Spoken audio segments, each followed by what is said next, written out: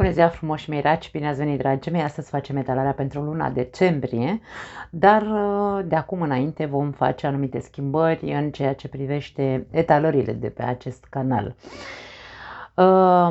Am structurat din toate etalările pe care le facem, etalarea lunii, etalarea generală va fi, care este asta de azi, este atât de structurată încât vom vorbi și despre iubire, bani, sănătate, provocare, surpriză și tot ceea ce vorbeam într-un mod extins în mai multe etalări, le vom face pe toate în această etalare.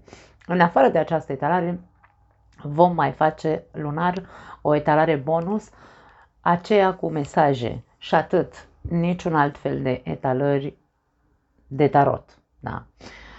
De ce? Pentru că am de gând să fac multe alte lucruri și nu reușesc să găsesc timp și nici pentru mine, nici pentru familia mea și nu vreau să ajung la niciun colaps.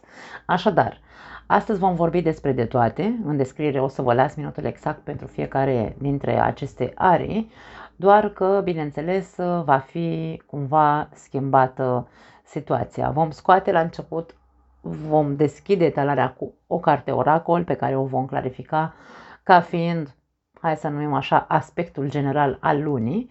Apoi din aceste de cărți vom scoate câte o carte pentru fiecare arie în parte despre care vom vorbi. Cu acest set nou de cărți pe care l-am achiziționat vom scoate clarificări, da? Din acest set de oracol vom scoate sfaturi pentru zona iubirii, pentru cei care au relații și pentru cei singuri și pentru la sfârșitul acestei etalări vom scoate un sfat sau un alt mesaj în plus pentru voi. Așadar, cam așa stau lucrurile și vor sta de acum înainte. Și începem, bineînțeles, cu aspectul general al lunii decembrie. Această etalare, să nu uităm că este valabilă pentru toți cei care au soare, lună, ascendent sau Venus în rac. Hai să vedem, dragii mei raci, care este aspectul general al lunii decembrie pentru voi. Să vedem. O să încerc să las să iasă singură cartea, dacă vrea să iasă bine, dacă nu, o vom scoate noi.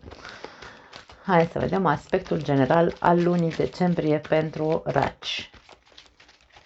Ok, nu vrea să iasă, dar o luăm pe asta care stă așa cruciș și avem pierderea puterii. Ok, atenție, atenție pentru unii dintre voi în luna decembrie. Ce faceți? Cum faceți să nu vă pierdeți puterea personală? Despre asta este vorba aici. Hai să clarificăm ca să vedem la ce se referă, la ce pierdere de putere se referă aici. Puterea, pentru unii dintre voi puterea financiară, atenție aici. Poate că este o avertizare din punct de vedere material. Pentru alții dintre voi ar putea să fie pierderea puterii în a nu da dovadă de seriozitate sau de strictețe într-un fel sau altul. Să fii, tu îți dorești ceva aici. Vrei neapărat ceva. Nu te lăsa influențat de o anume impotență pe care o vei simți, ca și cum nu te simți inutil, că nu vei putea ajunge să obții acel ceva pe care ți-l dorești. Da? Este cumva, hai să spunem așa, aspectul general al lunii decembrie pentru voi se axează, să zicem așa, pe a fi atent să nu-ți pierzi puterea de decizie, puterea personală, puterea financiară. Nu te face mic, îmi vine să spun, în fața unor oferte, îmi vine aici mesajul pentru cineva. Ok, au mai ieșit încă două cărți. Regina de bâte și Marea Preoteasă. Pentru unii dintre voi poate fi aspectul general al lunii pierderea puterii de convingere a două persoane din viața ta sau pierderea puterii de convingere într-un mod psihic a unei situații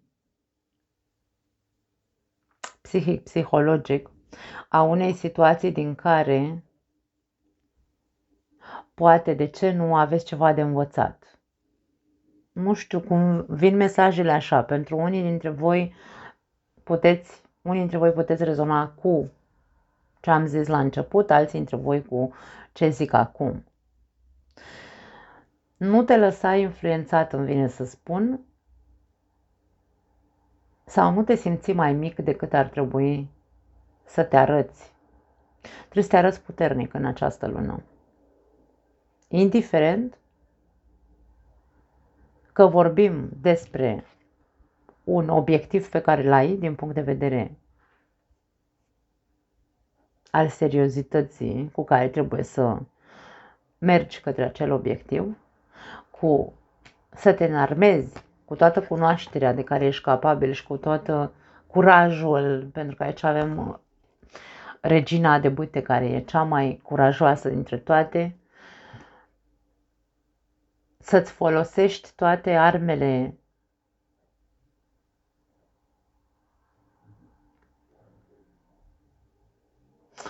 subtile sau mai puțin subtile pentru a putea câștiga aici ceva. Nu te lăsa învins, îmi vine să zic.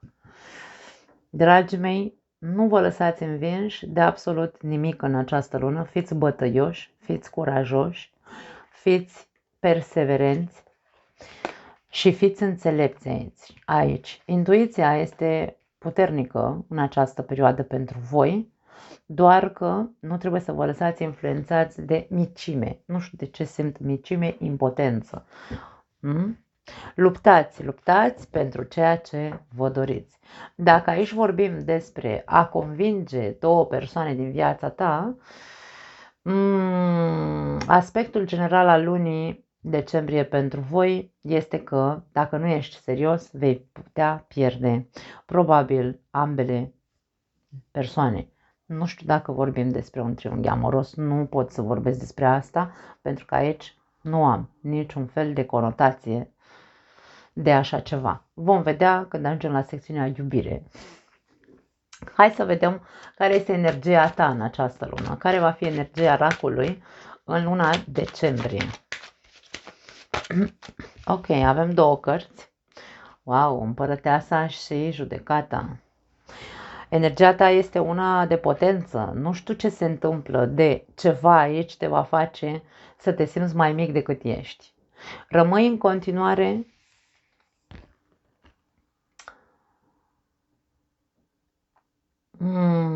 în putere. Rămâi în continuare în puterea personală. Nu te lăsa mai prejos. Eu asta simt aici. Eu te văd cu foarte bună sau cu o energie foarte puternică și e foarte vizibilă această energie în această lună. De ce a vrut să ne spună la început, ca aspect general al lunii, că ai putea să-ți pierzi puterea pe parcurs? Hai să vedem niște clarificări aici pentru împărăteasă și judecată.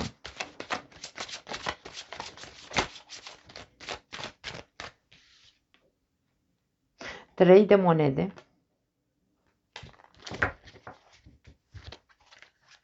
Hai să mai vedem o carte. Ok, au mai sărit două la voi, cu doi. Îndrăgostiții și roata norocului. Ok. Aici este vorba despre, ok, energia ta este una de putere personală, este una foarte vizibilă, tu știi foarte bine că e mai bine să rămâi în această putere personală a împărătesei, dar în același timp ți se cere și o adaptare. Ni se spune că nu poți să rămâi doar în această energie de a fi judecătorul tuturor persoanelor sau a tuturor problemelor, fără să ai și o maleabilitate în tine. De ce? Pentru că avem treiuri de monede și avem îndrăgostiții. Aici este vorba despre ori tu ai nevoie să înveți să evaluezi, dacă vrei, cu rata norocului, da? Pentru că aici avem adaptabilitate, înseamnă ok și la bine și la rău, cumva, da? Pentru că avem cartea echipei și avem îndrăgostiții, care înseamnă o colaborare. Aici avem esența colaborării și avem adaptabilitatea. Dacă tu ești într-o putere personală extraordinar de mare, în care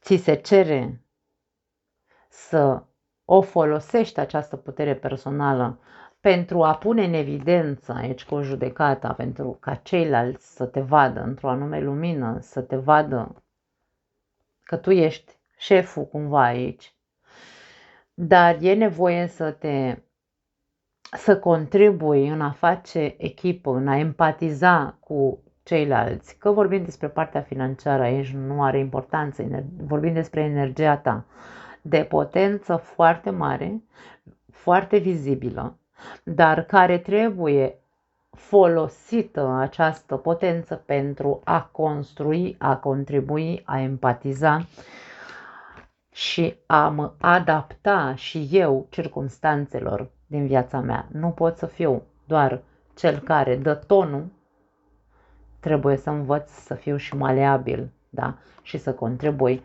cu ceilalți.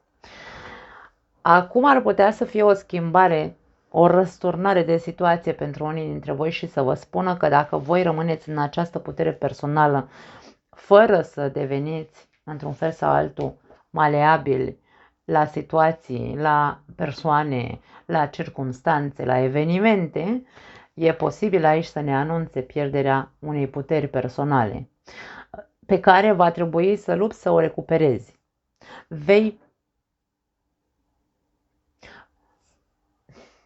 Poate vei fi acuzat de anumite comportamente, într-un fel sau altul, n-aș spune neapărat tiranice, pentru că împărăteasa nu e tirană, dar, sau tiranică, dar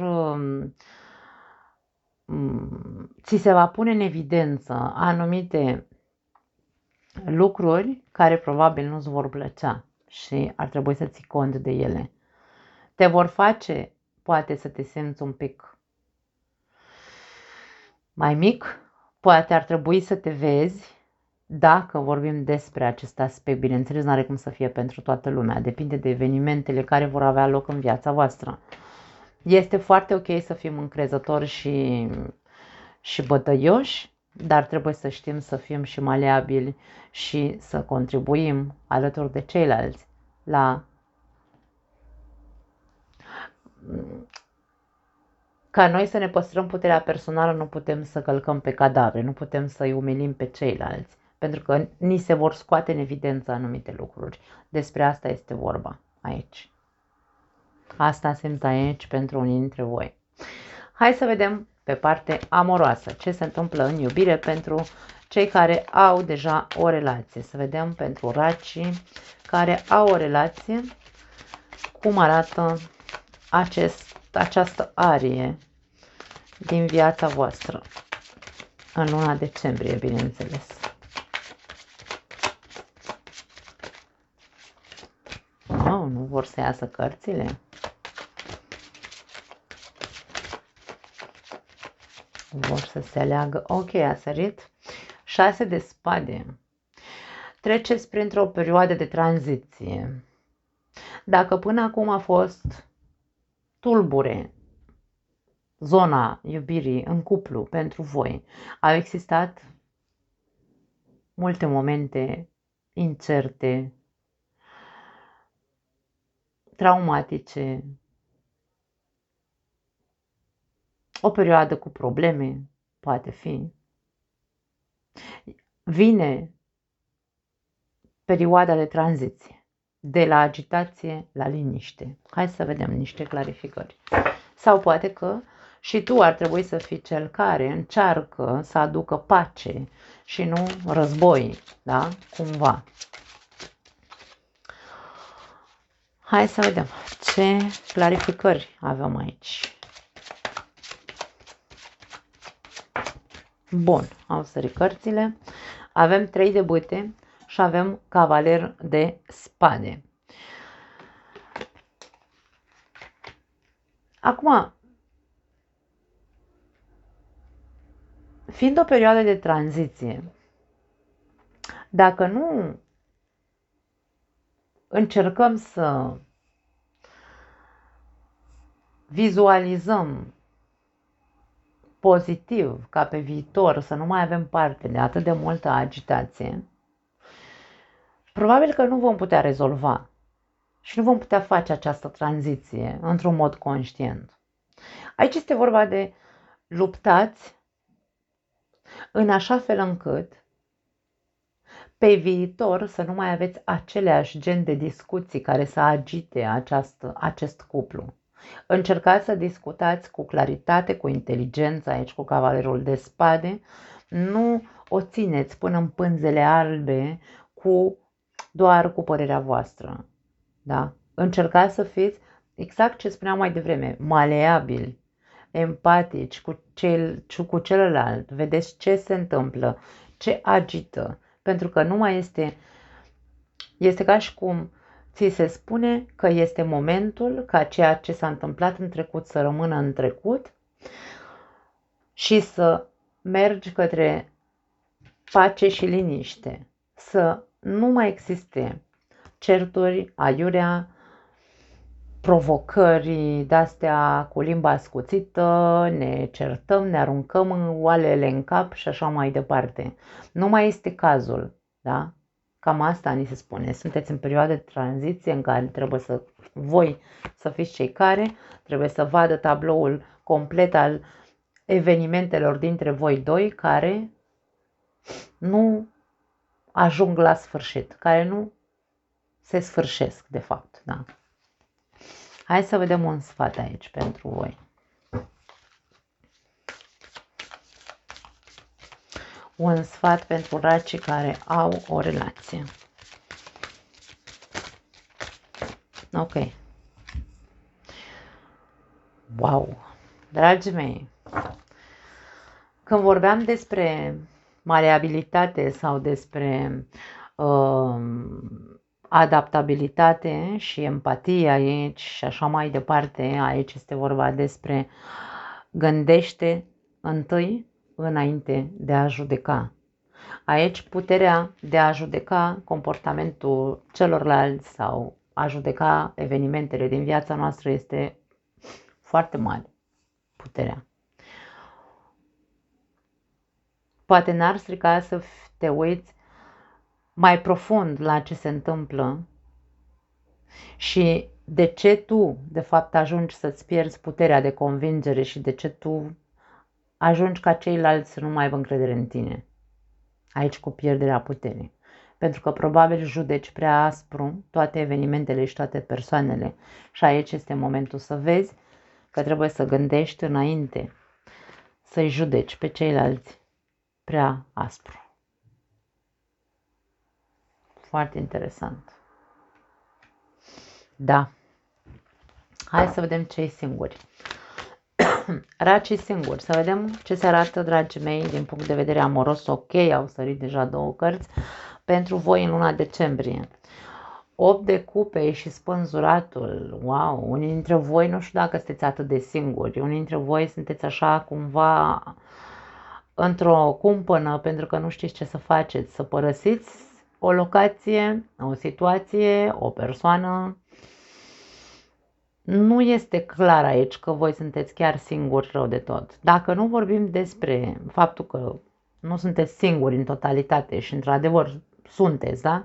N-aveți pe nimeni în viața voastră, aici această combinație ne poate spune că în zona iubirii pentru raci racul e momentul să iasă din zona de confort, să nu mai gândească atât de mult.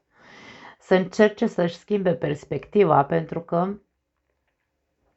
să-și schimbe perspectiva în ceea ce reprezintă iubirea pentru el, pentru că e posibil ca unii dintre voi să gândiți foarte mult că nu mai există sau că nu ai de ce să mai intri într-o relație cu cineva. Și aici spânzuratul vine și spune nu. Este zona în care poate tu te simți cel mai confortabil, în care să zici, nu, eu îmi văd de treaba mea, stau în banca mea, nu mai îmi trebuie vecii vecilor pe nimeni din viața mea. Nu e despre asta, aici e vorba despre încearcă să înțelegi că e momentul să te desprinzi de acest gen de gândire și să crezi cumva că poate exista o variantă pozitivă a iubirii pe acest pământ. Da. Foarte interesante mesaje. Hai să vedem niște clarificări pentru voi. La ce se referă? Avem ce asta, sunt cărțile noi, nu sunt obișnuită cu ele încă. Regina de monede și mai vreau o carte. Ok. Wow, și regele de monede. Au sărit singure, dragii mei. Deci, pentru cei care, într-adevăr, nu sunteți singuri în totalitate, aici există o persoană cu care sunteți tanti pomandi aici. Regina și regele de monede, ce să vă zic? Este persoana potrivită pentru voi. De ce ești atât de, îmi vine să spun, negativist? Nu gândești deloc pozitiv în momentul de față despre această persoană. De ce vrei să părăsești această persoană? E ca și cum ți-e spune, nu, stai pe loc, că ești pe punctul de a pleca. Nu o face. Această persoană este persoana potrivită pentru tine. Punct. Nu am altceva de zis în această variantă. Pentru ceilalți care nu aveți pe nimeni în viața voastră și vă costă să vă schimbați părerea despre iubire și preferați să stați singuri și cuc și așa mai departe, aici este vorba despre nu.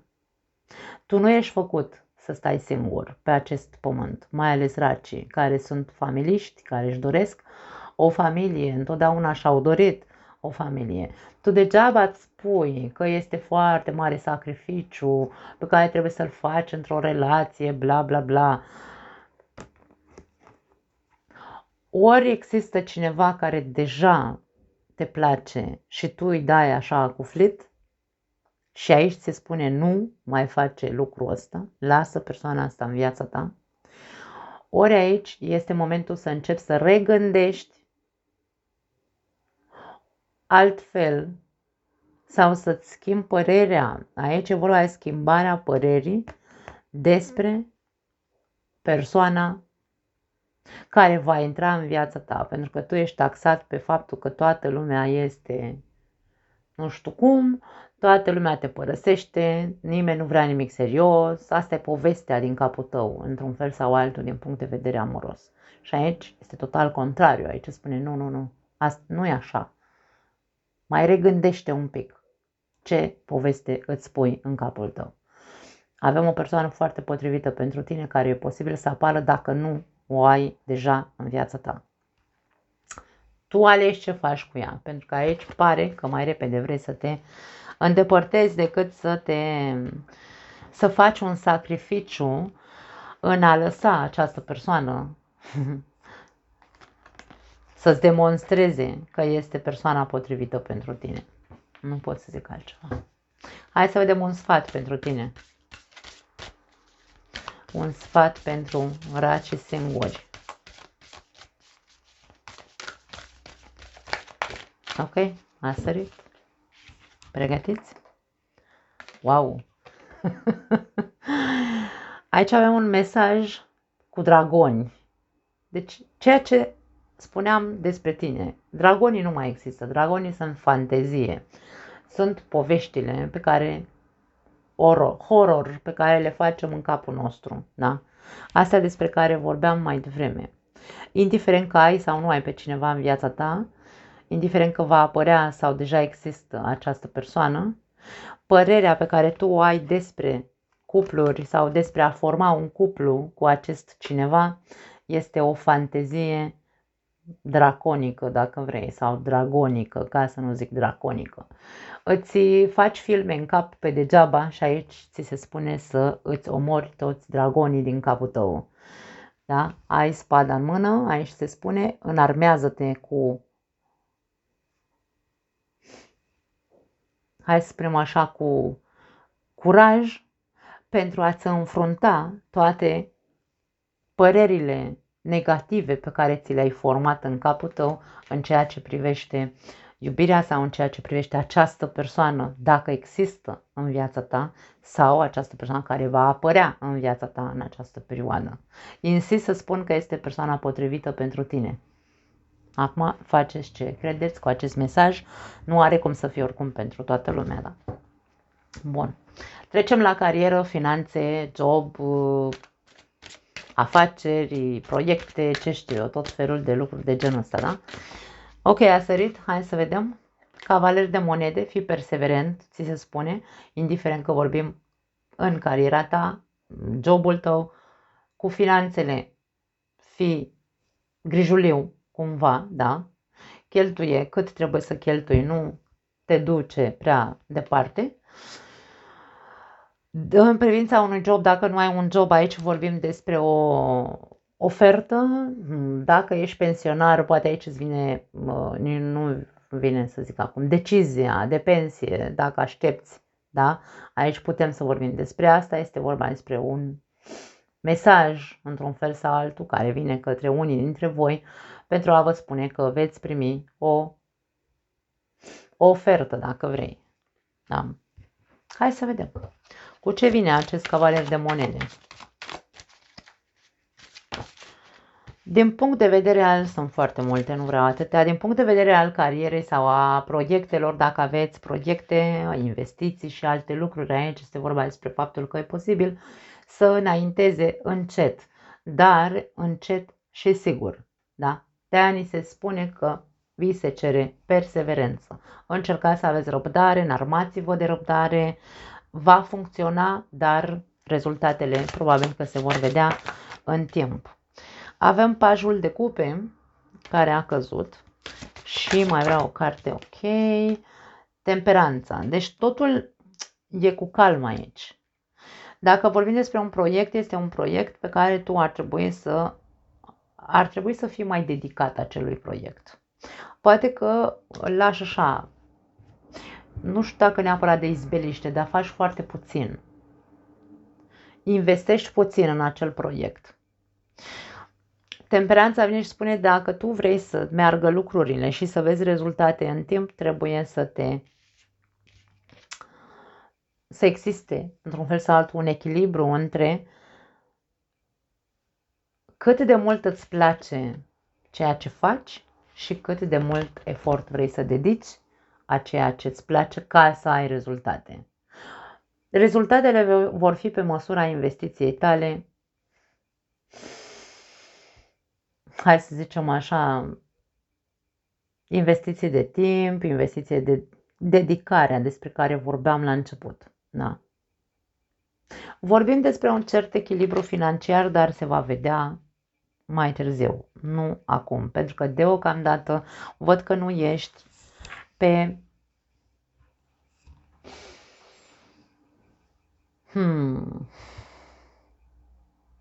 nu ești perseverent și ți se spune să fii dedicat și perseverent acelui proiect.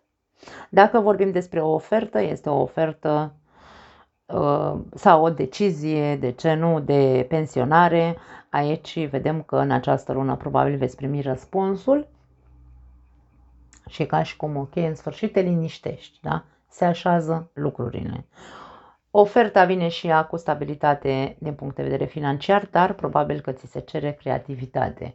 Ar trebui să te iluzionezi un pic mai mult cu această ofertă, nu te văd foarte iluzionat, parcă nu-ți place foarte tare, dar aici cu temperanța, terminând această combinație cu temperanța, mi-e vine să spun, să accepti condițiile care ți se pun, să vii și tu cu ceea ce ești foarte bun pentru a te dedica acestui job în din toate punctele de vedere, da.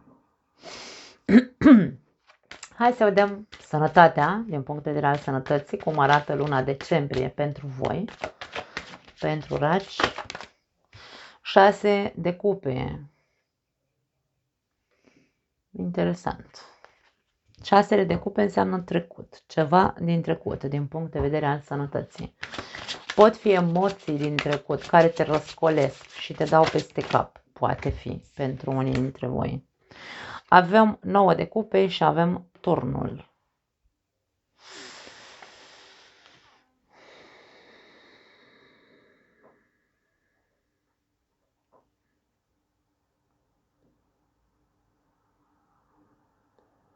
Poate fi o veste proastă pentru unii dintre voi, la fel ca în trecut. În legătură cu sănătatea. Dacă aveți, nu aș spune că recidivează o boală aici, atenție, nu aș spune asta. Aș spune că e posibil să fie că ți se zdruncină un pic zona sănătății din cauza unor lucruri care probabil tu nu ai fost atent și vei primi niște vești proaste, vor fi niște rezultate negative și e ceva asemănător cu ceva din trecut.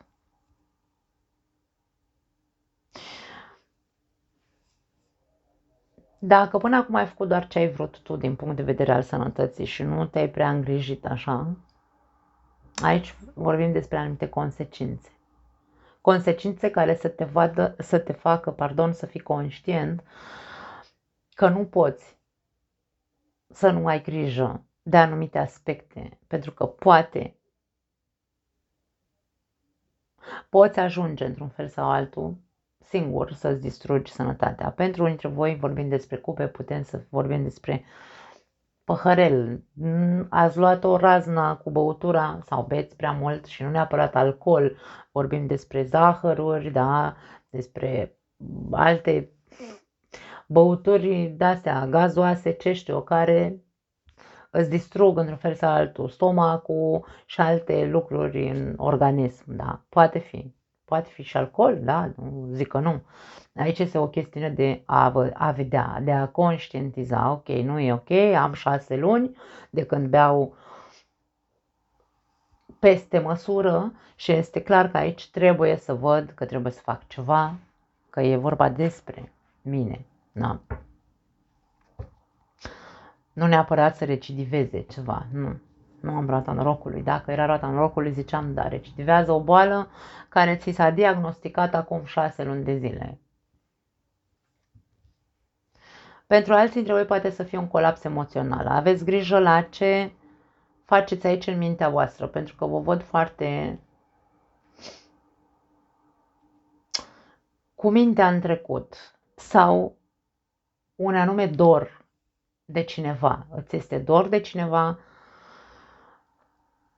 și îți pui, vine să spun, sănătatea în pericol pentru că vei colapsa la un moment dat. Nu neapărat o depresie, dar e vorba de un fel de durere din aia sufletească, da? Încercați să vedeți, să nu faceți exces de prea mult stat și plâns în trecut, nu neapărat plâns, aici vorba 6 de cupe, vine după 5 de cupe, este cumva un plâns după trecut. Este cumva o nostalgie care te apasă foarte tare, te va apăsa foarte tare. Da? Încearcă să nu te lași copleșit de emoții, îmi vine să spun. Starea ta emoțională trebuie observată în această perioadă, vei fi mai sensibil și e posibil să colapsezi. Și poate, de ce nu, doar așa să fie, că vei avea chiar acum de sărbători, tu vei sta și vei plânge în loc să te bucuri. Da? În loc să te bucuri, 9 de cupe este cartea satisfacției personale, emoționale, în loc să te bucuri de sărbători, vei sta și vei jeli cumva. Nu știu dacă are legătură cu sănătatea. Când vorbim despre un colaps emoțional, pentru mine da, are un sens. Cam asta e ceea ce vedem. Trecem la, hai să numim, nu voi mai numi provocarea lunii, da? Ci întrebarea va fi la ce trebuie să fii atent în această lună. La ce trebuie să fii atent dracul în această lună? Ia uite ce frumos! Fii foarte atent la iluzii. Fii foarte atent cu ce te minți. Fii foarte atent la adicții. Insist pe adicții aici, pentru unii dintre voi. Fii foarte atent la obsesii, la nevoia de control, la nevoia de a avea putere asupra celorlalți. Fii foarte atent la, sau, da, de ce nu? Fii foarte atent la persoane care încearcă să te mintă, să te manipuleze. Situațiile sunt diferite, nu vorbim despre o etalare personală, dragii mei. Eu încerc să zic toate aceste cuvinte și voi le transformați, pentru că nu are cum să fie lumea, toată lumea, toți dracii, în energia diavolului. Diavolul poate fi o altă energie din exterior care vine către tine. Da? Fii foarte atent la aceste lucruri pe care le-am spus. Obsesii, persoane obsedate de tine, minciuni, manipulări, control, gelozie, posesivitate, adicții, după cum am zis, anturaje proaste poate fi pentru alții dintre voi. Fiți foarte atenți. Hai să vedem cu ce vine diavolul ăsta. Ok, ce repede au sărit. Pași de bâte și as de spade. Da, aici atenționare, ca și cum nu intra în cârc cu dracu, ca și cum așa îmi vine să zic. Da? Nu intra. Fii foarte atent la toate aceste pericol, poate fi din exterior, diavolul. Fii foarte atent la ce te lași tentat, în ce te lași tentat să intri. Cine încearcă să te tenteze, să te seducă într-un fel sau altul, să te bage într-o chestie care nu ți este sănătoasă pentru tine. Asul de spade a venit să ne arate cât e de important să fii foarte atent la aceste energii care vor apărea în viața ta în această perioadă. Da? Nu pot să zic mai mult. Fii foarte relevant. Mai mult de atât nu pot să spun. Orice... Pentru că aici în asul de spade avem claritate, avem mintea brici, avem puterea de a tăia toate aceste legături demonice, să le numim așa, cu persoane demonice, de fapt, da? Toate aceste persoane care încearcă, într-un fel sau altul, să ne ducă cu vorba, să ne manipuleze și așa mai departe. Avem puterea în mâna noastră să putem să tăiem acele lanțuri care ne leagă de aceste persoane, da? Poate e vorba de tăiat un atașament față de cineva, de ce nu? Care nu-ți face bine deloc. Poate fi și asta. Hai să vedem ca surpriză, din nou nu vom mai numi surpriză, ce vom numi, vom pune o întrebare și vom întreba așa. De ce lucru ar trebui să te bucuri mai mult în această lună? De ce lucru ar trebui să se bucure mai mult racul în această lună?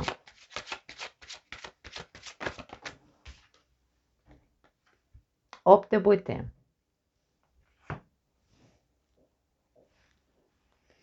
Îmi vine să spun să te bucuri mai mult de viață socială. Să comunici mai mult, să fii mai prietenos, să fii mai deschis, să fii mai... De ce nu mai ambițios aici? E vorba de... Hai... Nu știu, simt așa chestia cum bărbătează-te. Dar nu într-un mod ăsta de a fi, nu știu, judecătorul judecătorilor, nu. Ci către a evolua, da? Bucură-te în a te întâlni cu persoane, bucură-te de persoane cu care ai de discutat lucruri, știu și eu, importante, lucruri care să te facă să crești, care să te ajute, să țintești și tu mai sus, să fii mai pozitiv, da? Despre asta este vorba. Bucură-te mai mult de viață socială, bucură-te mai mult de... dă-ți voie să te bucuri de conversații.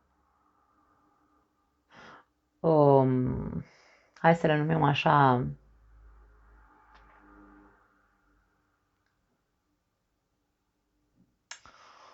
Dacă nu mi iese cuvântul.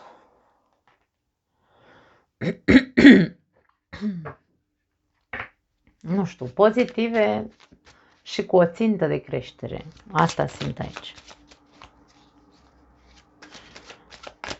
Pentru unii dintre voi, o călătorie poate fi. Dă-ți voie să te bucuri de o călătorie.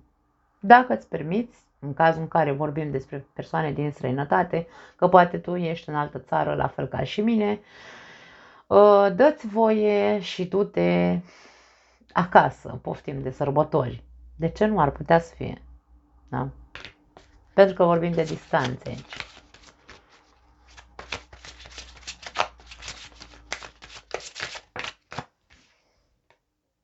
Nouă de bâte, 8 de bâte, 9 de bâte. Foarte interesant. Avem aici o succesiune de... și 4 de spade. Pentru unii dintre voi, eu simt aici că voi nu vă dați voie să vă bucurați de viață socială, de conversații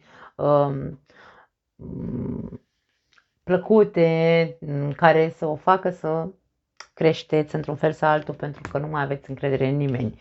Și aici este momentul să meditezi. 4 de spade îți spune, te consumi prea mult în a spune că nu ai încredere în nimeni și în nimic și de aia nu te duci tu să te bucuri de viața asta. De aia nu îți dai tu voie să ai relații sociale, să ieși în lume, să te eliberezi într-un fel sau altul din punct de vedere energetic. Când ne întâlnim cu persoane, bineînțeles cu persoane care vibrează în aceeași energie cu noi, că nu putem să ne întâlnim cu persoane care, nu știu, uite, eu așa, tarotistă, mă întâlnesc cu un politician. N-am nicio treabă, domne, cu el, da. E vorba despre asta. Schimbă-ți un pic, meditează un pic asupra acestei neîncrederi. Nu mai am, domne, încredere în nimeni. Nu, dar de ce? Dar de ce nu-ți dai voie în primul și în primul rând să cunoști persoane noi? Aici pot fi conversații pe rețelele sociale, nu știu, vorbește, intră pe forumuri, dă-ți cu părerea, dar nu așa critică. Adică atenție, pentru că aici avem o conotație de asta de aș vrea, dar n-aș vrea, eu sunt stăpânul, dar nu-mi convine când cineva mă critică. Adică aici avem așa cumva tipic racului, să spunem, într-un fel sau altul, fără să judec, bineînțeles, și să-i bag pe toți în aceeași oală, pentru că nu sunt toți raci la fel ca ceilalți, da? Vorbim despre o fluctuație de acum vreau, acum nu vreau, acum simt, acum nu simt, acum mă simt bine, acum nu mă simt bine. Racul este tot timpul în această energie. Ideea este aici, bine, în general, da? Ideea este aici, dă-ți voie să te bucuri de persoane noi, fără să te mai gândești că, vezi, Doamne, nu poți avea încredere în nimeni. Nu, încearcă, încearcă, că poate, ia să vezi, o să fie altcumva, dacă reușești să-ți schimbi această viziune de neîncredere, da? Pentru că ești în gardă tot timpul ești în gardă, să nu cumva să spui ceva ce deranjează sau să nu spui ceva ce poate fi interpretat. Aici nu e despre asta, aici e vorba despre bucură-te pur și simplu de relații și de conversații, punct. Fără să mai bagi în aceeași oală aceste aspecte de neîncredere și de mă consumă, domne, lumea de energie. Aici avem conotație de umplere cu energie. Dar tu nu-ți dai voie să te umpli de energie.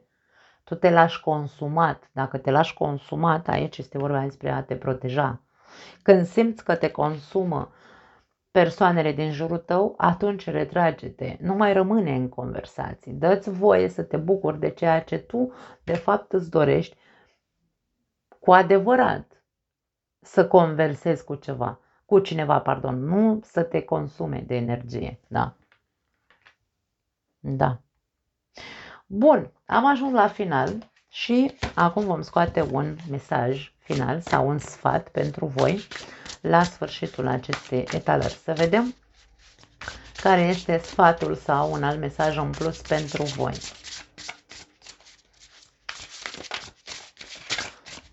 Pentru raci. Ok. Da. Avem două cărți pentru voi, două mesaje. Și avem 8-ul de monede și avem împăratul. Aici, acest set de oracol este un fel de oracol amestecat cu cărțile de tarot. Deci avem împăratul și avem 8-ul de monede, dar aceste cărți vin cu mesaje aici. Mesajele sunt în engleză, eu stau prost cu engleza, n-am mai vorbit engleză de 20 ceva de ani și am preferat să mi le traduc și să mi le scriu pe spatele cărților. Primul mesaj sau sfat al optului de monede care a sărit pentru tine vine și spune așa: îmi pare rău, dar nu vor veni zânele să facă toată treaba pentru tine. Adică e ca și cum tu trebuie să faci niște eforturi în luna decembrie pentru a fi din ce în ce mai bine, din ce în ce mai, să trăiești din ce în ce mai echilibrat. Tu știi pe ce aria vieții tale ai nevoie să faci eforturi. Aici pur și simplu spune că nimeni nu va veni să facă treaba pentru tine. Va trebui să o faci tu. Și alt mesaj pentru voi este să fii o autoritate în propria viață, implică multă responsabilitate. Aici vedem că ești o autoritate, vedem că ești în energie a împărătesei. Aici împăratul a vrut să completeze această împărăteasă, această putere personală și să-ți spună că dacă tu nu vrei să-ți pierzi puterea, este momentul să conștientizezi că dacă vrei să fii o autoritate, implică multă responsabilitate din partea ta. Adică eu insist aici să simt că e vorba despre adaptabilitate, empatie, schimbare în tine, în legătură cu ceilalți. Nu poți să fii doar autoritate, trebuie să fii și prietenos, trebuie să înveți să contribui la bunăstarea vieții tuturor așa cum ți-e place să fie bine pentru tine. Ar trebui să faci eforturi, da? Nimeni nu face treaba pentru tine, ar trebui să faci eforturi, să contribui aici cu energia împăratului, să te responsabilizezi de munca și eforturile pe care și tu trebuie să le faci. Foarte tare ies etalările, wow, foarte tari ies etalările la toate zodiile. Nu mai am altceva, dragii mei. Vă pup, sper să vă placă această manieră de a interpreta cărțile, dacă nu, îmi pare rău, asta e. Ne vedem data viitoare. Ceau!